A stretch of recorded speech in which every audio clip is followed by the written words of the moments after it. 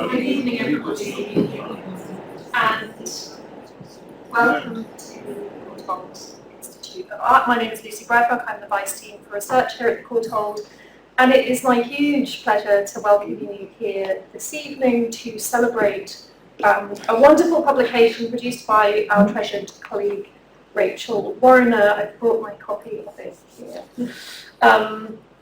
Rachel is a British Academy postdoctoral fellow here at the Courtauld and specialises in feminist art and activism.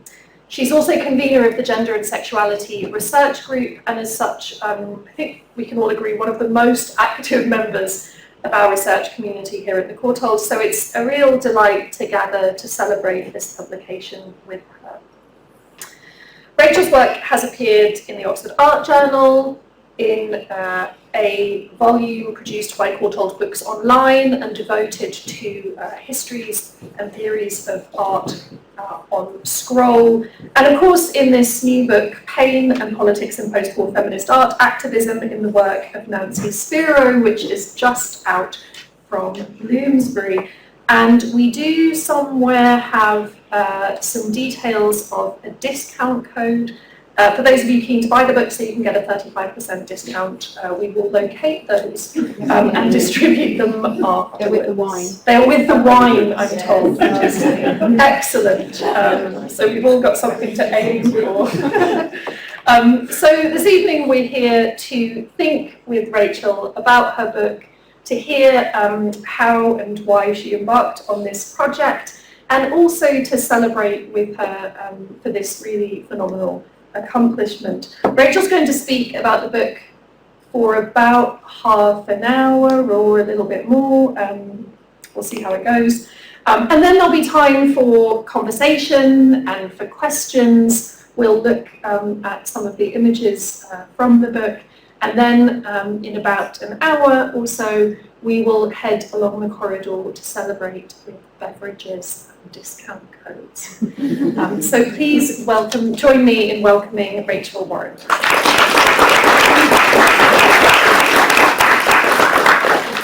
Thank you, and thank you, Lucy. I really appreciate that lovely introduction, and I'm really glad to be able to talk about my book here at the wonderful Courtauld, where everyone is so nice, and it's so nice to get to celebrate it here with you all. So in a moment I'm going to read a kind of condensed section of my introduction which outlines kind of pain as an idea and kind of why it's useful for thinking about Spero's work. But first I wanted to show you some images just in case people are not familiar with this period of her work, which is quite specific, and give you a sense of the kinds of practice that we're talking about. So the book looks at 11 years between 1966 and 1976 and includes 4 series which I concentrate on in detail. Works like the War series, which these are all from, Androgynous Bomb and Victims, Love to Hanoi, and Mars Victim, Airplane Wings, Eagle Claw, from between 1966 and 1970, which talk about the Vietnam War. Her Artaud paintings, which were 1970 to 71, and I'm not going to talk about today, which is a shame because I really like them, but there is only so much time. The Codex Artaud, which she made between 1971 and 1972, and her work Torture of Women, which thinks about the experience of violence against women globally, historically, and in fiction and myth from 1974 to 1976. The work departs from what she had been doing before, like this, one of her Paris Black paintings. The label has gone missing, sorry about that. It's Lovers from 1962, where she made these very large canvases with lots of layers of paint and looked at kind of existential themes of alienation and lovers sort of distanced from one another while still together, and moved instead to kind of paper and gouache, printing, collage, and text. The work explores themes of sexuality, violence, and injustice through strange figures, quotations, and also epistemic marks. So I will move on to reading some of my introduction for you. I will say the word pain a lot, I apologise for that, but it's kind of in the deal of the book. And then I'm going to talk through some of the images and how I see it as relating. So I'm not going to have that many pictures for a little while, but we will come back to them. So, on panel 1 of Nancy Spero's 1974 to 76 work, Torture of Women, the word pain is typed repeatedly in a text that is fractured, overwritten and barely legible. This fragment, which is one of a number of typographic interventions into extracts taken from sources describing torture, sits at the bottom of the picture plane, a thin strip that needs to be deciphered rather than read. The word is repeated multiple times without spaces between the letters. The P of pain is raised above the rest of the word in the first row, creating not a block of text, but instead a broken landscape of lettering. Its meaning is both eroded and reinforced by the repetition. P's overlap, turning the word into rain and bane. At points it is so condensed that the text is barely more than a jumble. At other times the word pain stands out, comprehensible as an assertion of suffering. With its erosion of legibility, this fragment suggests some of the ways in which pain operates. Being on the threshold of language and image, the vignette recalls pain as a sensation that is marked by the difficulty of its translation and the felt need to communicate, demanding empathy in its outcry. Torture of Women, with its focus on the experience of inflicted bodily suffering, is a fitting place for this text's inclusion. Coming in 1976, this piece marks the end of an 11-year period that I argue saw Spero using the notion of physical and psychological pain as not only her subject, but also the foundation of her artistic activism. Seeing pain as neither purely psychic torment nor internal physical experience, it is instead understood here as an interaction between the personal and the social. Pain, in Spero's adoption of it, brought to the fore the suffering that resulted from political injustice, creating a visceral iconography. Spero's language of pain filters the body through the imagination, representing the ways in which physical experience is processed through fantasy and interacting with social structures that determine our behaviour. By thinking about the way it felt to suffer and placing it in the context of those structural decisions that were its cause, Spero developed a practice that represented pain as a subject. My book explores the period of 1966 to 1976, during which I propose that a visual language of pain as a physiological and emotional metaphor transformed the artist's work. Emerging from the activism that shaped the New York art world of the 60s and 70s, I argue that Spero's pain works provide a compelling case study of a practice that, for ideological purposes, represents how politics feels. This way of working is inherently tied to its political moment. The date 1966 is important. At this point, the artist had made a conscious decision to intervene in social and political problems through her work, urgently focusing on the Vietnam War and starting a lifelong pursuit of an effective and active political iconography. Although working as an artist since her training in the School of the Art Institute of Chicago in the 1940s, the late 60s saw a change in Spero's practice as she moved to respond to the American War in Vietnam. Having lived in Europe for much of the 1950s with her partner Liam Golub and their 3 young sons, Spero and her family had moved back to New York in 1964, just in time for the escalation in the conflict that had been running for nearly a decade.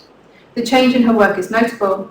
A shift from the large, dense canvases laden with oil paint of the Paris Black paintings, which had been her focus for much of the late 50s and early 60s, towards paper and gouache sketches that expressly addressed the politics of the moment. Her war series marked a turning point. Although there is, without question, a politics to the earlier paintings that preempts the feminist statements in the later work, as scholars such as Minion Nixon, John Bird and Kimberly Lamb have shown, what interests me is what happens when Spero starts making artworks that are designed to act politically. It's useful to understand this shift in her practice in context. Spero was not alone in her turn to politics at this moment. Vietnam had drawn much of the attention of much of the New York art world as the 60s wore on, acting as a focal point for the artistic politics that emerged during the decade. Indeed, rather than proposing Spero's move towards representing political feeling as it being exceptional, I see it as reflecting broader shifts in the landscape of American art. And this is the Collage of Indignation that took place in Angry Arts Week, which was a kind of protest come exhibition festival of arts that was designed to kind of voice opposition to the war. Focusing on the development of Spero's work created around the turn of 1970, my book examines it in the context of a moment when emotional metaphors were being politicised and deployed against oppressive structures, and proposes that Spero's practice is exemplary of an activist interest in emotion. This moment of anti-Vietnam War protest and the emergence of feminist activism was infused with emotional metaphors of anger, indignation, and disgust, as well as explorations of hurt and mourning. In the art world, emotion had long been associated with the overwrought and suppressed internal struggle of the romantic artist that had most recently been reincarnated in the damaged masculinity of the abstract expressionists, theorized by critics such as John McCoberry and Harold Rosenberg. With the outbreak of war in Vietnam, however, emotional metaphors became valuable weapons of dissent, no longer framed in terms of subjective experience. Instead, emotion was forced into the realm of the social and the political, invoked as part of a general activist language that was embraced and developed by artists seeking to contribute to social change. For anti-Vietnam War activists, political emotions manifested in a chorus of splenetic disapproval that differentiated the protesters from what they perceived as heartless, technocratic and murderous government that with calculating and impassive violence was responsible for the deaths of innocents. For feminism, the tactic of making visible personal feeling, epitomised in the slogan and activist proposition that the personal is political, built a picture of patriarchy's damaging effect on women, exposing its harmful reality and legitimising the fight back. Spero's work, which was part of both the anti-war and feminist art movements, offers a way to think through the implications of using feeling as a way to represent political ideas at this moment, a model of an effective practice that used emotion as a weapon against war and patriarchy. But why pain? I think we can have our pain again. Pain specifically, rather than emotion generally, is interested in the ways in which it describes a suffering that is at once physical, social, and psychic. Spero is an apt model for this approach because, in addition to her interest in fighting state-sponsored aggression and patriarchal violence through her work, she also had direct daily experience of pain. She was diagnosed with rheumatoid arthritis after suffering symptoms following the birth of her third son, a disabling condition that progressed during the 1960s and early 70s, and eventually affected her ability to use her hands. The daily experience of pain that came with this condition was a constant presence for the artist from the late 60s on. As she told Mary Beth Edelson in 2002, the avoidance of pain was always on my mind. Pain was affecting her both physically and psychically during this period, not only the, in her words, terrible havoc it claimed on my hands, but also the self-denial and the distress that came from knowing that she was developing a progressive and debilitating condition. She describes running from doctor to doctor. This started happening in Paris, and I didn't want to admit to myself I had this terrible disease. The development of her physical pain from something that showed few outward symptoms to something that visibly affected her ability to move occurred during the period that is the focus of this book. Alongside an increased immersion in political activism in both her life and art came the experience of pain. The importance of this suffering for her practice is something the artist herself explored in discussions of her work. Speaking to Robert Enright in 2000 about the Artaud works, she outlined how pain manifested in her early career. She said, "I was in great pain and it resonated. Artaud, the art world, my being silenced, bourgeois society's indifference, my physical pain, and the inherent futility and or tragedy of life itself, it fueled my imagery." In this description, three aspects of pain are established: the exclusion of being silenced, the social violence experienced in confrontation with bourgeois society's indifference, and the artist's physical pain. All three have been recognised in the literature on Spero's work as being important to understanding her practice. Social violence and alienation particularly have been subject to exploration by a number of writers, often rightly described as related phenomena in key texts on Spero's work. Her experience of being silenced has arguably taken on the most significance for writers, her description succinctly articulating the anguish of being neglected by an art world that celebrated her male peers. This pain, one shared by many women artists of her generation, is rightly regarded as a symptom of the injustice of art world bias, and it is a significant pain for thinking about 20th century art history, fueling as it did the women's movement in the arts. However, for thinking about Spero's particular intervention, I argue that the inclusion of her experience of physical pain is important, shifting the implications of representing pain so that it exceeds a conceptual, intellectual outcry to also encompass this lived, insistent, gnawing, and visceral reality for the artist.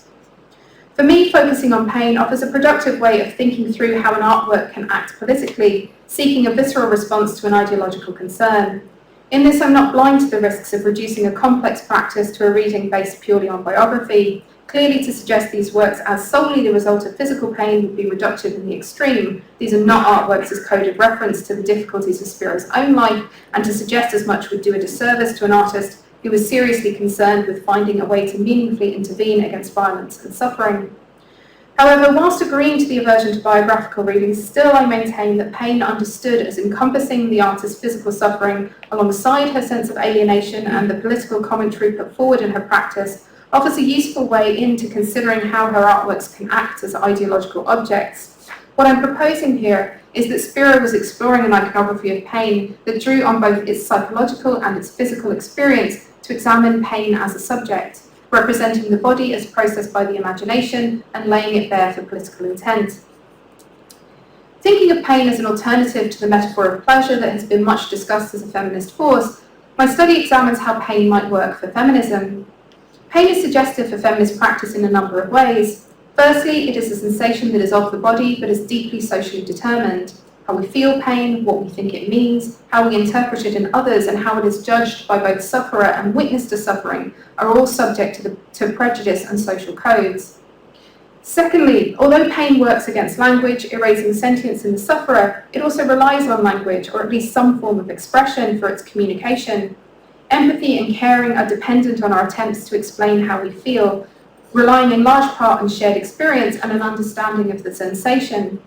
Pain is not purely physical, it is also emotional, the language used to describe a physical injury and personal tragedy relying on similar terms in order to convey the feeling.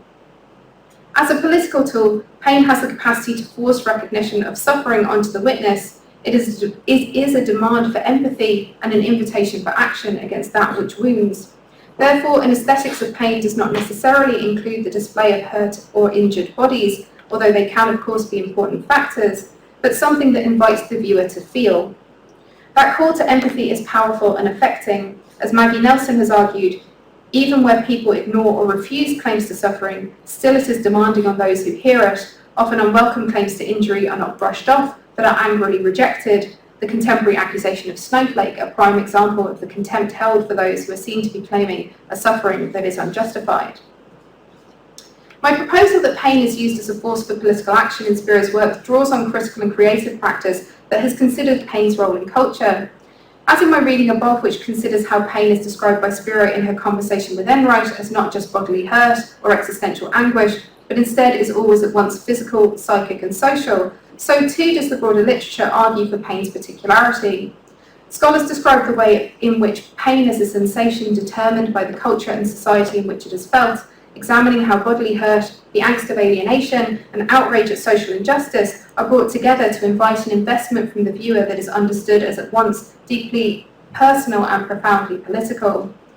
Adrienne Rich's lines from her poem Contradictions Tracking Poems are helpful here. She writes, "Remember, the body's pain and the pain on the streets are not the same, but you can learn from the edges that blur." Not seeking to collapse the boundaries between the body, the experience of alienation, and politics, instead I am interested here in the ways in which a focus on pain blurs the edges between them, bringing together internal, insistently private hurt and the social and cultural factors that structure and define its experience. A useful way of conceiving of this is Sarah Ahmed's formulation in which she posits that feelings might be how structures get under our skin. As scholars such as Lauren Ballant and Anne Kvetrovich have demonstrated, emotions and affects are at once social and personal. We are taught to feel, instructed through intimate relationships, education and culture as to expected emotional responses, encouraged to feel in particular ways at certain times, happiness at births, for example, or sadness at deaths. These responses are genuinely felt often and purposeful. Sadness at the death of a loved one is not only understandable, but useful for working through the loss. Joy at the birth of a child helps a bond to develop between carer and infant. Emotions, therefore, respond to social conditions, but in ways that are felt internally. If you are overwhelmed with the arrival of a new child, you are reflecting not only your own emerging relationship with the infant, but also the ways in which the arrival of a child is socially encoded, likely inflected by physical factors such as hormonal responses to the baby and social expectations of the conventional understanding of the family as a unit, regardless of your family's relationship to that structure. Emotion is therefore both something genuinely belonging to the subject, but also something that reflects their social and ideological context, at once deeply personal and at the same time politically determined. Here, the feminist maxim of the person is political is understood not only as the way we experience the world around us, but also as the ways in which ideology becomes embodied and lived. Within this framework, pain has a particular status. As Ahmed points out in her 2004 book, The Cultural Politics of Emotion, pain is often understood as a physical sensation rather than an emotion. Contesting this reading, she draws on previous scholarship to demonstrate that pain is not only physical, but also socially determined, positing pain as not simply an effect of a history of harm, but is the bodily life of that history. Building on Elaine Scarry's writings, wherein she sees pain as a sensation that is without object and without intention, Ahmed considers how the experience of pain is usually social, both in interpersonal terms and in broad societal ones. On its most intimate level, pain is something that is communicated between the person who suffers and those people closest to them, ideally those who care for them, but also those who witness or inflict suffering, with efforts to communicate pain fundamental to its experience. Like other emotions, pain is learned to be interpreted as pain. Multiple experiences, sensory and emotional, are described in terms of the language of pain, including discomfort, agony, and anguish. What is characterized as pain then takes a range of different unpleasant or fractious experiences, not homogeneous, but something heterogeneous and deeply personal. However, these are also socially inflected. Women's pain and the pain experienced by people of colour, for example, is more likely to be seen by medical professionals as overstated and as a result under-medicated. And as Judith Butler has argued, this extends to our perception of the suffering of others, particularly in war or disaster, whose pain is counted as significant and exceptional and therefore, in Butler's terms, grievable, reflects broader political trends tied into global networks of power and colonial legacies, misogyny, homophobia and racism. Sitting on the threshold between the individual, the social, and the political, pain works to entangle all three. Most significant for the purpose of thinking about how a language of pain might prove a productive political tactic for Spero is the ways in which its expression reflects a relationship between the sufferer and those who observe suffering. Pain has the power to unsettle. It is insistent and almost unbearable as an irritant, one which disrupts existing orders and begs for recognition. This is ultimately the ethical demand that pain issues. Suffering seeks empathy. Creating a fundamental disjunction between sufferer and those around them, pain is invisible to the bystander and all-consuming to the patient. Scarry describes how this creates an asymmetrical relationship between those who are in pain and those who encounter it, saying to have great pain is to have certainty, to hear that another person has pain is to have doubt. Pain invites expression of something inexpressible that can at best be half articulated through imperfect means. Therefore, a cry of pain is an appeal for care. An empathetic response is an act of compassion built on the belief in the suffering of others. It is this that I argue Spero seeks to exploit in her turn to making explicitly political work, which aimed at actively opposing injustice. Foregrounding a wound or a state of woundedness places an ethical imperative on those who encounter it, demanding that they confront not only the suffering body, but also the cause of the injury. As Joanna Burke states, unpleasant sensations compel sufferers to pay attention, meaning that identifying the cause of the body's discomfort becomes imperative. The knowledge of an external cause issues a plea to the witness to intervene. Wherever there is pain, there is an appeal to make it stop. So, having outlined the potential of a visual language of pain, it's worth taking a moment here to explore in more detail what this might consist of. After all, what a visual language of pain looks like is not obvious, particularly when separated from images of hurt and injured bodies.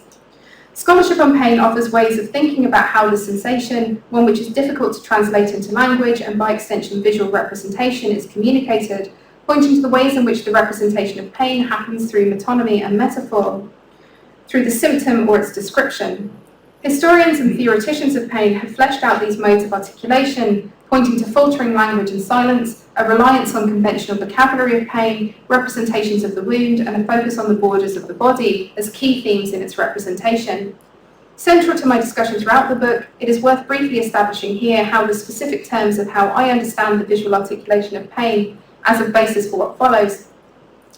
Metaphor has dominated considerations of descriptions of pain since Scarry's examination of the language used by those who suffer in her 1985 book, The Body in Pain, which has long been a touchstone for the subject.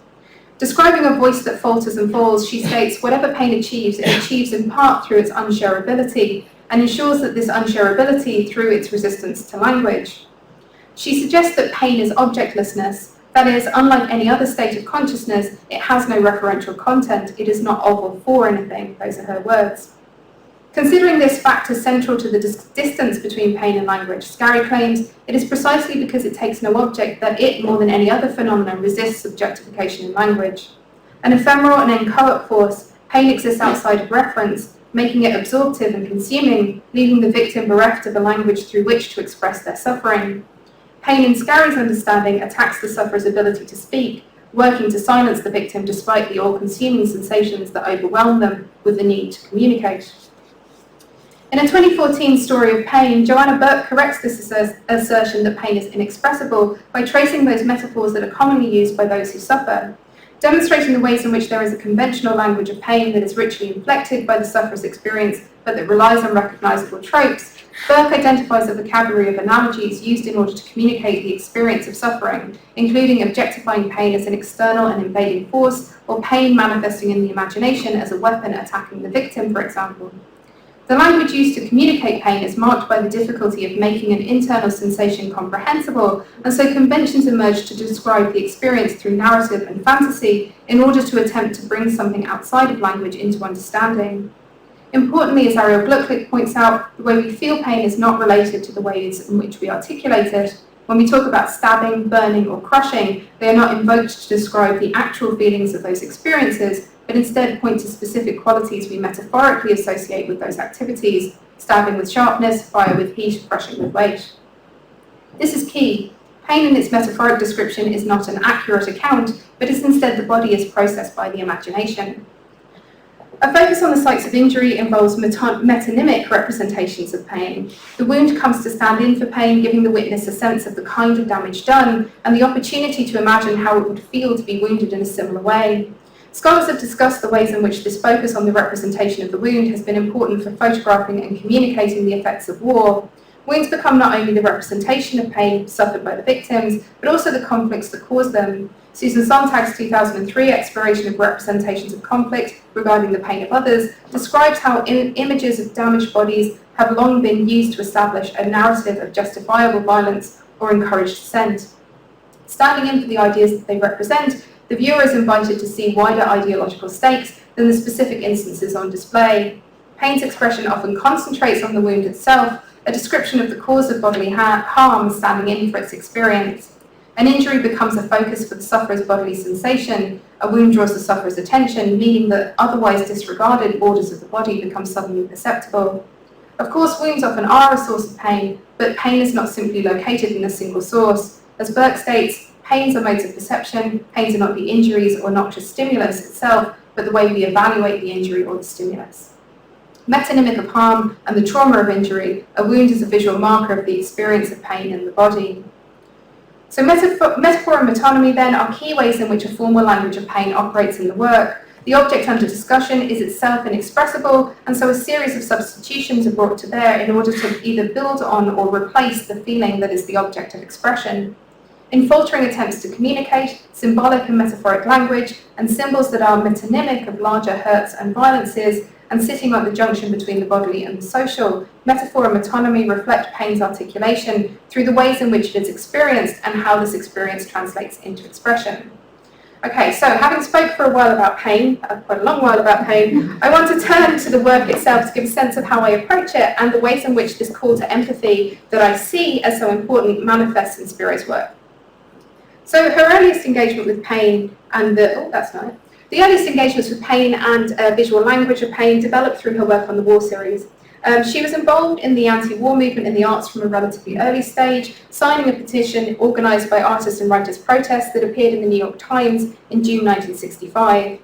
When she turned her attention to war in 1966, though, her first accounts of the war series describe it not as a gesture of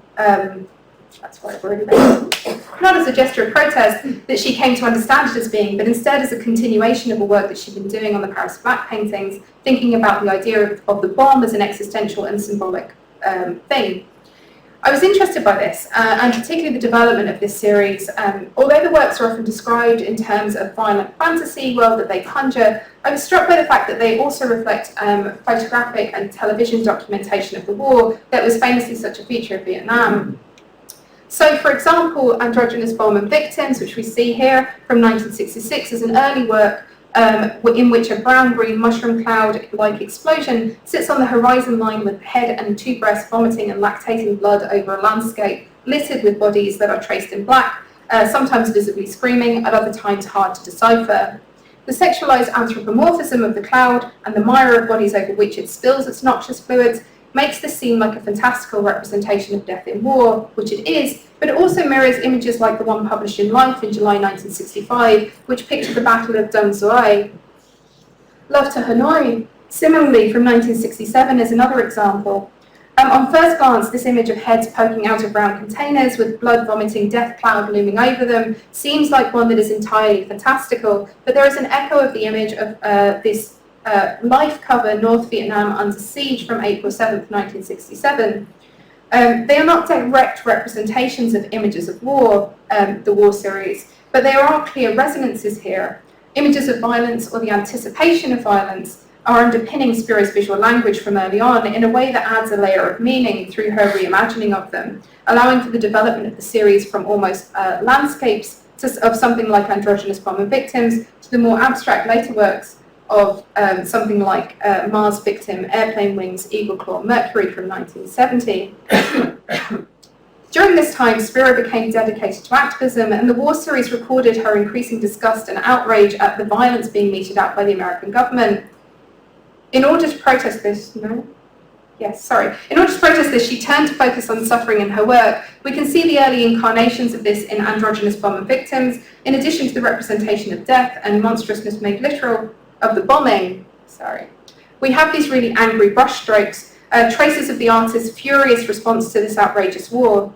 We can imagine the artist angrily scratching at the paper with her brush, the frenzied strokes recording a moment of frantic and impassioned mark-making.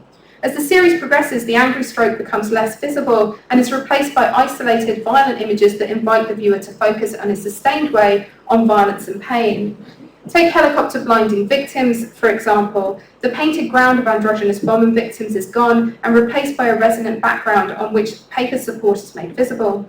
On it are disembodied heads that are being blasted by almost invisible helicopters, their mouths open in a scream as they represent the agony of the attack.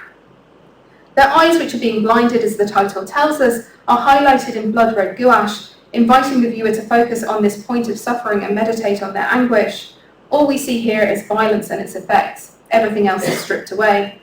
At the same time, Spero is turning towards metaphor and metonymy in her work. The language of war is well suited to this, full of sexualized, animalistic and scatological metaphors that stand in for other ideas. Spero adopts this, using sexual imagery to represent obscenity, helicopters the military-industrial complex as she is here, and bombs to suggest nuclear apocalypse. As the series develops, she becomes more interested in symbolic representation, using elements where the connection to Vietnam is less immediately obvious. Instead, images stand in for larger ideas and are manipulated, attacked, and subverted. In a similar way to the description of how pain's communication is one that is largely suppressed and emerges through conventional, imaginative, and fantastical interpretation, Spero's symbols are fraught and strained, recognizable but not quite legible, seeming to communicate something that is just beneath the surface. Mars Victim, Airplane Wings, Eagle Claw, Mercury, for instance, is a work that speaks to the structures that underpin violence, but obscurely. Mars and Mercury are Roman gods of war and commerce, respectively. Airplane Wings metonymize the conflict, and the Eagle Claw stands in for the violent talons of a bird that represents America. The victims still cry out, as they have in earlier works, their pain left uncoded in amongst these symbolic rendering of the factors that led to their suffering.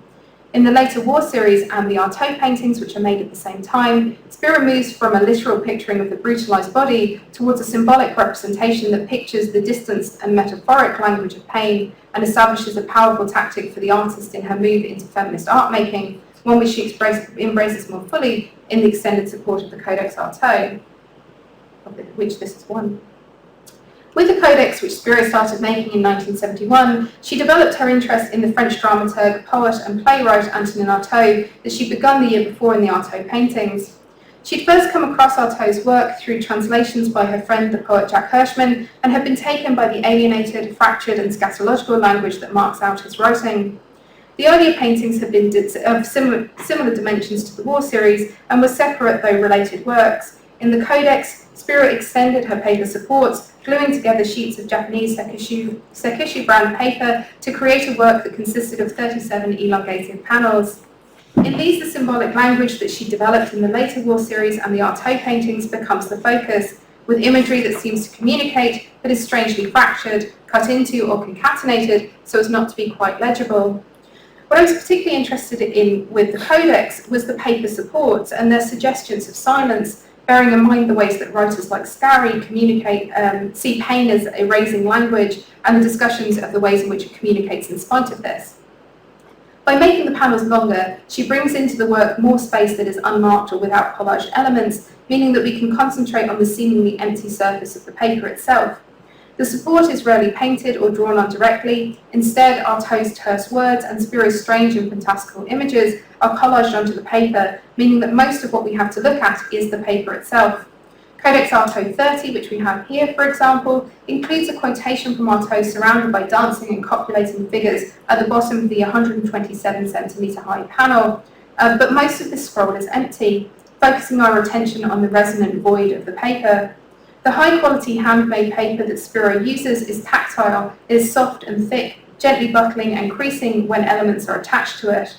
These fault lines of the creases echo the angst of the iconography. It is as though the message of the text, a lament about the celebration of dead poets who received no kindness in their lives, and the alienated sexuality of the figures, seeps into the paper itself. Though without signifying elements, it is as though the paper resonates with meaning through this material presence, a silent space that attempts to communicate. These works were made at a time when Spero was writing manifestos and statements about her experience as a woman artist as part of her involvement in feminist activism in the art world. I'm interested in this contrast between a pain-filled and resonant silence in her practice and her vociferousness as an activist, her writings inflecting my reading of her work at this time, giving shape to some of her formal choices, and such as her use of ephemeral materials, print and collage, as something that resists the patriarchal bourgeois drive to possess art as a precious object. For Spero, art and politics were very much the same thing, and she saw her artistic interventions as being acts of resistance because they rejected the terms by which the, in her words, bourgeois art world operated. The tension between silence and speech is at the centre of this consideration of the Codex Artaud, focusing on the ways in which she relies on a communicative, tense and visceral silence for her imagery, whilst writing, picketing museums and galleries, and withdrawing her work from show in protest at escalations in the war in her activism. So my final chapter considers torture of women. The work I see is the last of those that centre on pain.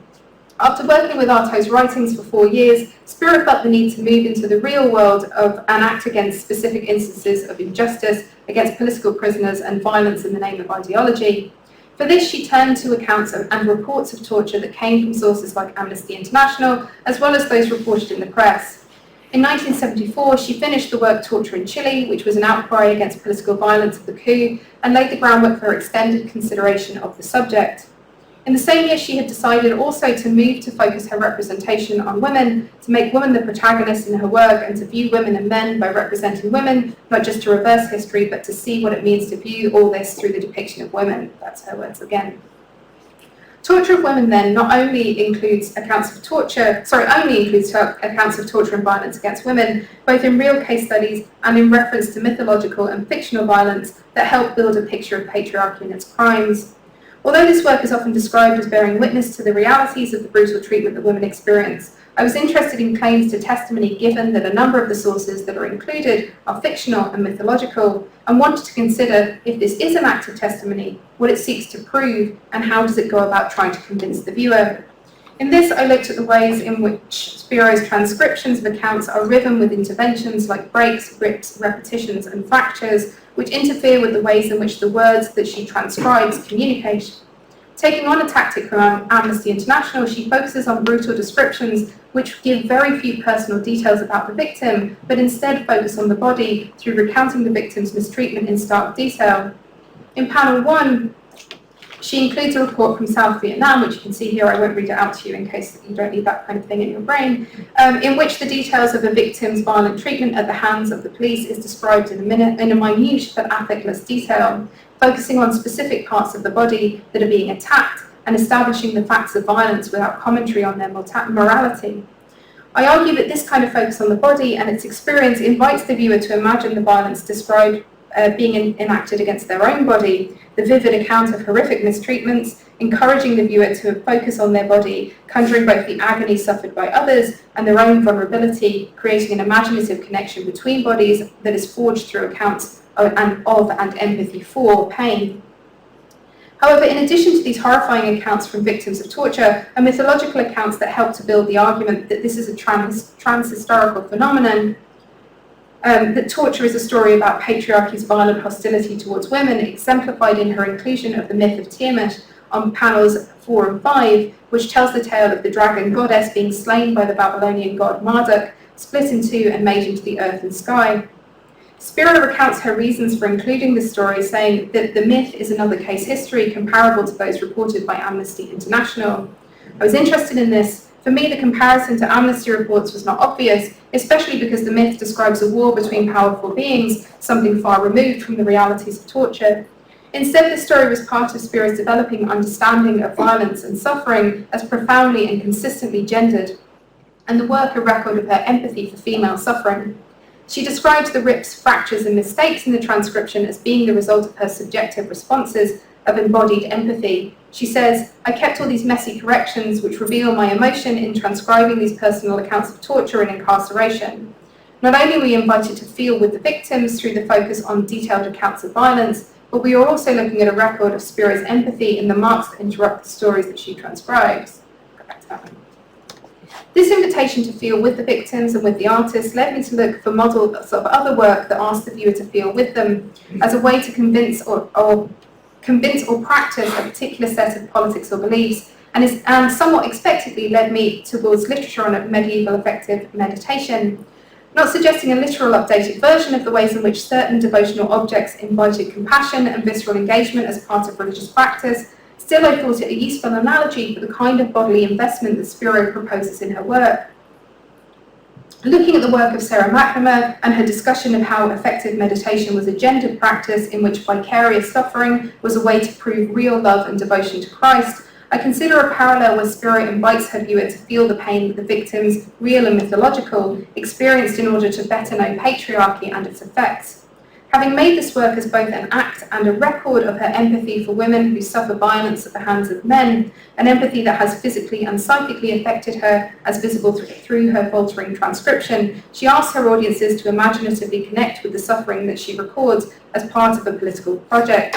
This act of witnessing is transformed from one which is about establishing facts to one which is about converting followers. Pain is used as a way to condemn patriarchy, to connect women's suffering, and to connect bodies in mourning, outrage, and political empathy.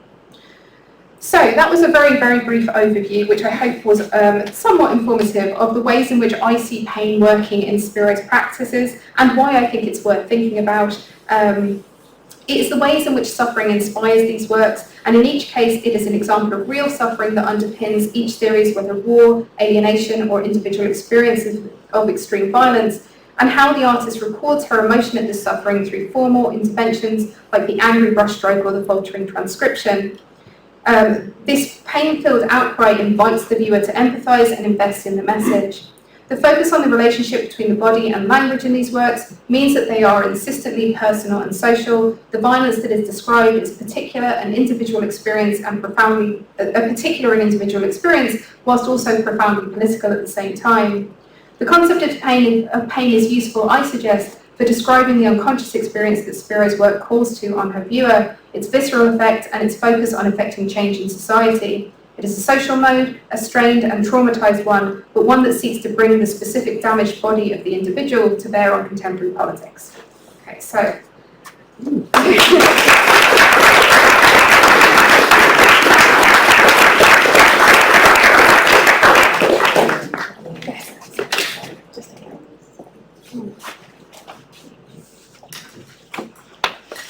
Should we put something else up rather than the horrible? That was less horrible. That's nice. Always nice. Always the Codex Artaud. Thank you so much, Rachel. Is this? Are we? There we go.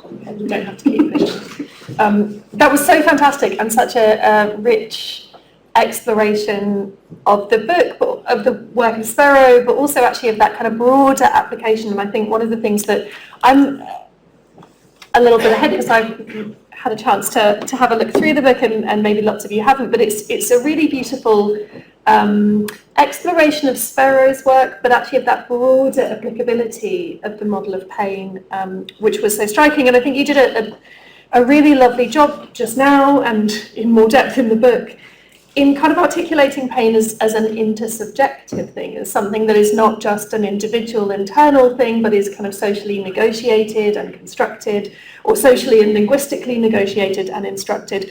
And I wondered, I'm kind of drawn to the citational practices in Spero's work, as you know, and I wondered if there's a sense in which she's establishing almost a kind of community of pain through that process of empathy, and the way in which she's sort of asking us to enact empathy, but also perhaps herself using empathy with the words of others. Yeah, I think so. And I think that it's like she's very dedicated to collaborative projects, and the part of her activism is about trying to rethink the art world from being the kind of, she has a nice line where she says, you guys over there can splat on your big canvases, I'm doing a fragile thing with bite. And so she's quite sort of damning of this model of the individual artist, which is to her mind gendered male. And she wants to connect with people. And I think that, yeah, absolutely, she wants to feel with Artaud when she's doing the Codex Artaud and the Artaud paintings. That's one of the reasons she speaks about being drawn to him, is because of the sort of depth of his feeling and that relationship she feels with him, but also allow her viewer to sort of join them in this kind of overwrought and odd world that Artaud, and particularly the bits that she picks of Artaud, as you know, are particularly kind of extreme. And so that opportunity to feel the extremeness of those emotions is something that she wants to do for herself, but also to give her viewer the opportunity to kind of connect into. And I think you're right, that kind of idea of a community of everyone feeling awful, I guess, is something that I think is at work in these works. And part of the reason I was drawn to them myself is because, for me, looking at them, they do something more. It's more than just an intellectual response, and there's something particularly in the extremity of her kind of language and the sources that she uses that asks you for sort of like, it's a gut reaction as well as maybe an intellectual one. And so I think that's one of the things that I was trying to think about, why that is and how that works. And I do think that for some people they don't do this. I don't think this is a universal experience, but I think that if you like them and you feel that, I think that she's using that to sort of bring you into her political, artistic world. And do you think that, is there that distinction then between Spero as someone who is constantly, consistently attuned to pain in a very real, physical way, as opposed to perhaps other anti-war activists or artists who deploy it in a more kind of poetic, romantic, existential, metaphorical way? Yeah, and I mean, like I said, I don't want to suggest that because she had arthritis, she was somebody who, that she was kind of making it because of her body. But I do think that as someone who gets lots of migraines and back pain and various other ailments, I won't go into my entire medical history, but I'm of a certain age, but like they do shape the way you respond to the world, as do your intellectual pursuits, as do your interests and your passions. And I think that sort of artificially separating them out, to me, doesn't make sense. And I think that this, because she isn't quite as explicit as some of the other anti-war practices, it's more subtle, although, well, the war series isn't particularly subtle, but it's not the kind of collaged imageries of kind of burnt children or so on, which is a lot of like anti-Vietnam War practice. But it is sort of more bodily. It feels like that kind of that incommunicable kind of experience and sensation of pain is something that does feel to me like it is informing that call out to someone, that sense of like visceral empathy, even though you can't quite communicate that experience. To my mind, that makes sense. Yeah. And what feels really striking is how that plays out visually and materially in works where you have these huge areas of silence, but then that work that you opened with where it's almost as if communication is so kind of dense and frenetic that then it also fails, that there's this sort of tension between an inability to speak and a kind of over-speaking or a surfeit of explanations and descriptions or just the word itself, which I think speaks really beautifully to that. And I love how, and your description of Codex Artaud 30 is a really nice example, but how you're really attentive also to the materiality of pain as an artistic practice through the glue and the kind of puckering and layering of the paper and treat that as a very deliberate strategy. So it's kind of psychic and social and physical, but it's also material and kind of artistic practice based. I have one more question, if that's okay, because I know that others in the room will also have questions, but it feels like that what you were just talking about in terms of Spero's experience and how we account for that very real fact of her biography in thinking about the works and the kind of strategy that she's undertaking almost invites us to think about pain as something that kind of disrupts that opposition between literal and metaphorical, so that we're not having to kind of decide what sort of pain it is. Is it literal physical pain or is it a kind of metaphorical? But actually maybe it is something that exists in both of those spaces at the same time and invites us to read that quite differently with maybe a broader a kind of applicability beyond Spero. Yeah, I think so. And I think that one of the things I was interested in, because obviously this is a very intense engagement with Spero, and I think you're right, the materiality that you were talking about before, like, I mean, there's such, like, beautiful is perhaps the wrong word, but materially they're incredibly beautiful. And seeing them in person is very different from seeing them in a book, in a way which I think more so than some other works, because her attention to materials was so, she was really attentive to materials. She really cared about the ways in which things were put together, and all that stuff is really important. But I was interested in thinking about something that maybe described a kind of relationship with an artwork that doesn't need to be Spero. I do have a sort of a pitch for at the end of the book as to other sort of examples of this, or another example. Examples is playing fast and loose with plurals. But I think, yeah, that way in which something can be kind of literal and metaphorical, that there is a way in which, like, thinking about how we engage with artworks and how artists, like, want to talk about subjects and draw on their own experience, but also aren't just talking. Like, there's a lot of there's a big line between I'm talking about myself and I'm only talking about something which is completely disconnected from me. And I think I was trying to think about a way to make it a bit messier, perhaps. Yeah, and it feels like you kind of almost there's an oscillation between, or a kind of constant renegotiation of that relationship throughout the book, which I think comes out really strongly. I know that others will have thoughts and questions for Rachel, so let's open up